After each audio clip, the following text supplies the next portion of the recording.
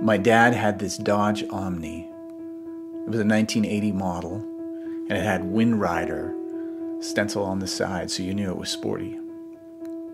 I used to love driving that thing. And one night, my friend Pete called me up, and he said he had something important that he wanted to talk to me about.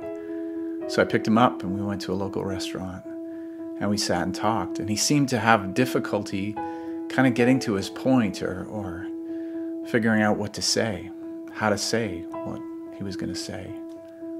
When he finally got to it, it was that he had given his life over to God. Now this kind of confused me. I wore the suits. I went to church every Sunday. I sang the songs. But somehow, something in the way that he was describing his experience, it was different. We talked for about 2 hours, and I found myself becoming jealous of what he said, wanting what he had. Pete talked some more, and the more he talked, the more I just realized that it was God that was speaking through him.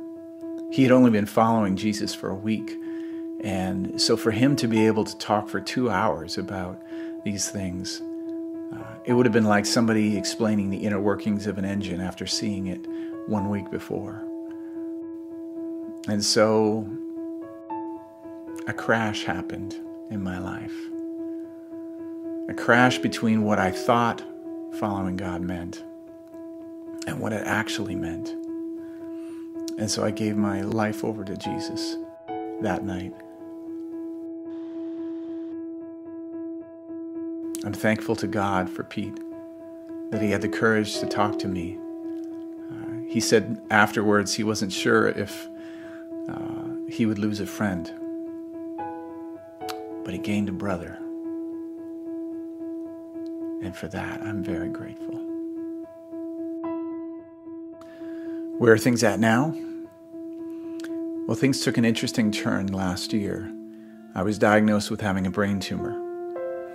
I had surgery and had about 95% of it removed.